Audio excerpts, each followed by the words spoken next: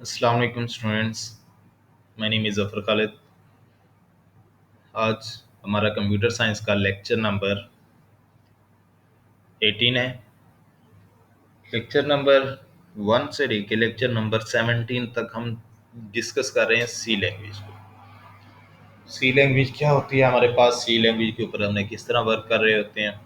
अगर आपने सारे लेक्चर्स को ध्यान से सुना है और उन्हें समझा है तो आप अभी तक इस कैपेबल हो गए हैं कि आप कोई भी आपको प्रोग्राम सिक्वेंशियल टाइप का प्रोग्राम दे दिया जाए तो आप उसे इजीली सॉल्व कर दें, जिसमें इनपुट लेने के अलावा जो भी प्रोग्राम आपको दिया जाए आप उसे सॉल्व करके लिख सकें। अगर आपकी अभी भी इतनी प्रैक्टिस नहीं है तो आपको लेक्चर्स को दोबारा ध्यान से सुनने की ज़रूरत है, क्योंकि मैं हमेशा नेक्स्ट आगे का काम करेंगे, हम पीछे का काम तब तक नहीं परफॉर्म करेंगे जब तक आप लोगों की तरफ से फीडबैक नहीं आएगा कि सर हमें इस लेक्चर में यहाँ पे प्रॉब्लम थी, हमें इसमें यहाँ ये पॉइंट समझ नहीं आया। आप मुझे फीडबैक अपना देंगे तो हम उसके ऊपर दोबारा बात कर सकते हैं, उसे डिस्कस कर सकते हैं। नहीं तो मैं यही समझता रहूँगा कि आपने अभी तक जो कुछ आपको पढ़ाया गया वो आप लोग समझ रहे हैं और उसके साथ साथ प्रैक्टिकल इम्प्लीमेंटेशन भी कर रहे हैं और आपको प्रोग्राम बनाना आ रहा है।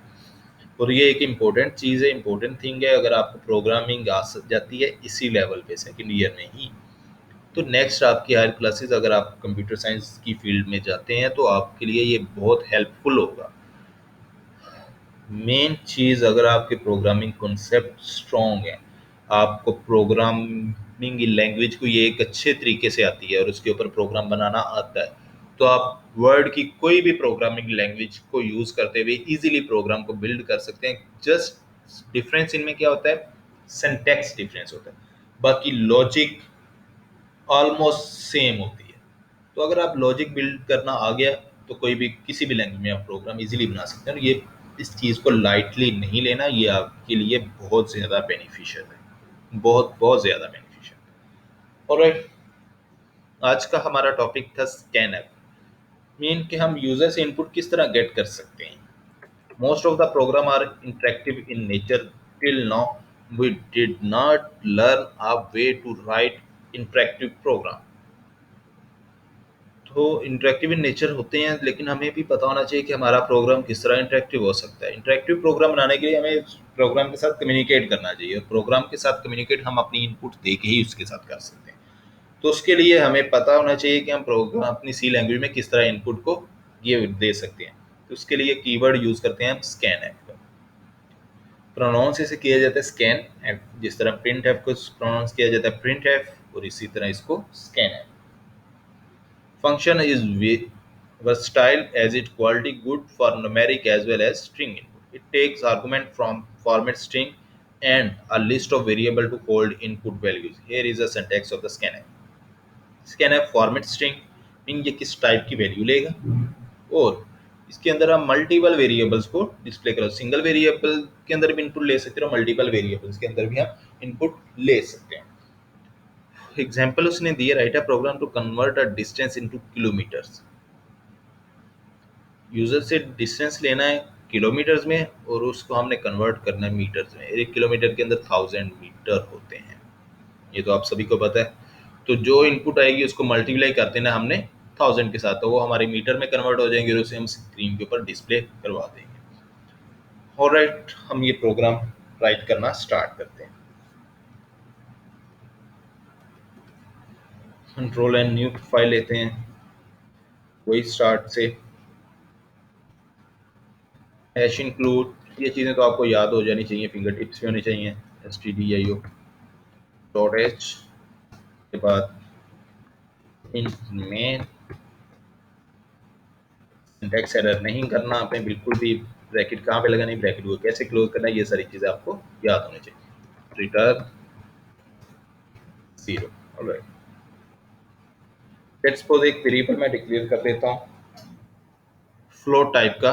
इसने भी फ्लोट टाइप के लिए चेक कर लेते हैं किस टाइप का वेरिएबल उसने गेट किया। डबल टाइप के लिए हो सकता है कि वैल्यू जो है फ्लोट की रेंज से भी इंक्रीज हो जाए, तो इसलिए डबल टाइप के हम वेरिएबल दो डिक्लेयर करते हैं। डबल एक ले लिया हमने वेरिएबल किलो मीटर्स, और दूसरा वेरिएबल हमने डिक्लेयर कर लिया मीटर्स के नाम से।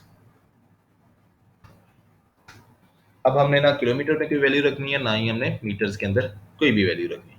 लेकिन यहाँ पे हम प्रोग्राम को इंटरेक्टिव बनाने के लिए कमेंट भी यूज करते हैं, क्योंकि कमेंट भी हमने पढ़ा हुआ है जो कि सिर्फ प्रोग्राम को इंटरेक्टिव बनाता है, जो कि न्यू प्रोग्राम समझने वाला होता है। इसका काम और कुछ भी नहीं है। ये ना आउटपुट स्क्रीन पे आती है, जस्ट प्रोग्राम को समझने के लिए ये लिखे जाते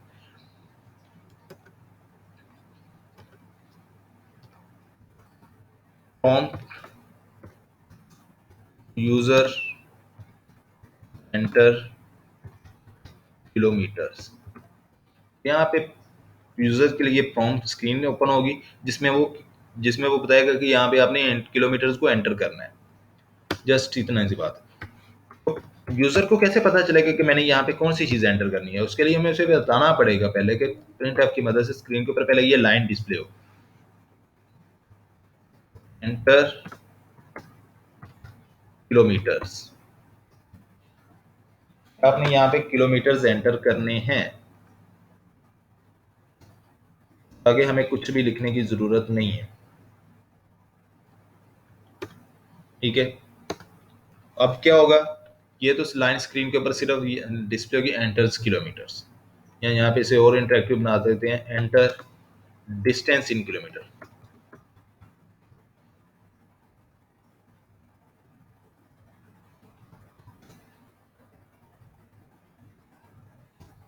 तो भी चीज एंटर करेंगे बस वो स्क्रीन के ऊपर ये लाइन डिस्प्ले हो रही होगी। नेक्स्ट, स्कैनएफ यूज करते हैं। स्कैनएफ सेम इसका भी काम वही है। अब ये किस टाइप का ले रहा है डाटा, डबल कोटेशन भी यहाँ पे बताते हैं कि ये डबल टाइप का डाटा ले रहा है। तो L D, percentage L D, percentage L D, comma, और किसमें डाटा एंटर होगा? कौन सा वेरिएबल है वो? किलोमीटर्स। तो वेरिएबल्स में डाटा गेट करने के लिए हम एम्पर साइन यूज करते हैं। ये चीज याद रखनी है कि इस वेरिएबल में इनपुट आ रही है, जिस वेरिएबल में इनपुट आ रही है उसके साथ एम्पर साइन हमने लगाना है। किलोमीटर्स, स्पेलिंग का ध्यान रखना है, METERES, मीटर्स। Alright, next. अब इनपुट आ गई हमारी, अब इसे हमने कैलकुलेट करना है। कैलकुलेट करने के लिए क्या करेंगे हम? मीटर्स इज इक्वल टू है हमारे पास kilometres multiply by 1000।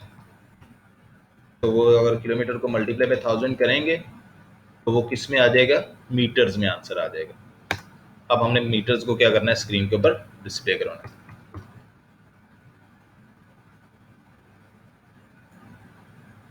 Print F, first of all हम न्यू लाइन लेते हैं। न्यू लाइन पे है जो भी रिजल्ट आ रहा है हमारा,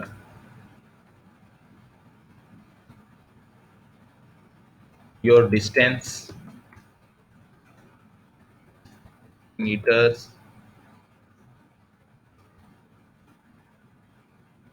और क्या है जी, कितने मीटर्स है, और जहां पे जस्ट डिस्प्ले करवा देना हमने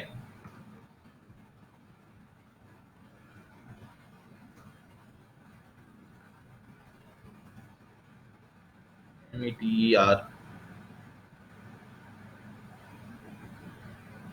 मीटर्स। ऑलराइट, लेकिन यहाँ पे हमने इसका फॉर्मेट स्पेसिफाई बताना है कि ये इक्वल के बाद किस टाइप का डाटा इसमें आएगा। तो मीटर्स कौन सा है? डबल टाइप का। डबल टाइप के लिए हमें परसेंटेज एल डी सेव करते हैं।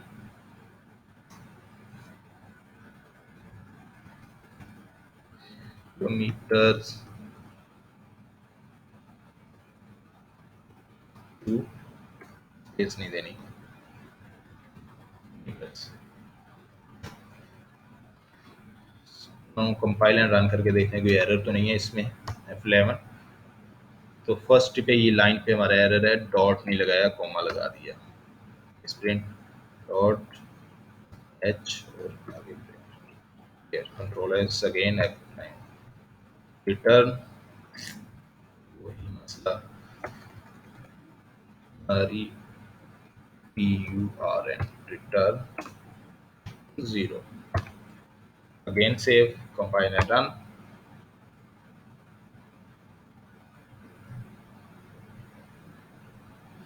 क्यों एरर दे रहा है यहाँ पे? कह रहा है जी file message in main function error expected before return. तो यहाँ पे हमने कुछ मिस कर दिया है, सेमीकोलन नहीं लगाया था। ऑलराइट, कोई मसला नहीं, no error no warning. Enter distance in kilometre, वो ब्लिंक कर रहा है कि यहाँ पे मैंने अपने किलोमीटर में डिस्टेंस एंटर करना है। तो 4.5 जैसे ही एंटर प्रेस करूंगा वो एक्सेप्ट कर लेगा। फिर प्रेस किया और वो स्क्रीन गायब होगी। फिर दोबारा वो डिस्प्ले सडनली तौर पे करवाया उसने, करवाने के बाद वो हमारा गायब हो गया। अब इसमें प्रॉब्लम क्या है? इस प्रॉब्लम हमारी आउटपुट की स्क्रीन जो है वो ऊपर डिस्प्ले क्यों नहीं हो रही ज़्यादा देर तक? इसके लिए अभी हम नेक्स्ट स्कैनएफ स्टेटमेंट को मज़ीद पढ़ना पड़ेगा कि इसमें अगर हमारी आउटपुट इनपुट गेट करते हैं और फ़ौरन हमारी स्क्रीन गैप क्यों हो जाती है।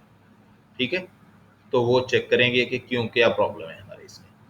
कुछ चीज़ें ऐड करनी पड़ रही हैं, अभी हम इसे नहीं बताएं, मैं नहीं बताऊंगा। जब नेक्स्ट हम आगे इसे मज़ीद स्टडी करेंगे स्कैनएफ स्टेटमेंट को, तब हमारे पास वो चीज़ क्लियर हो जाएगी। लेकिन प्रोग्राम हमारा ऑलरेडी ओके, इसमें कोई प्रॉब्लम नहीं, जस्ट इसमें कुछ कीवर्ड्स ऐड होने हैं।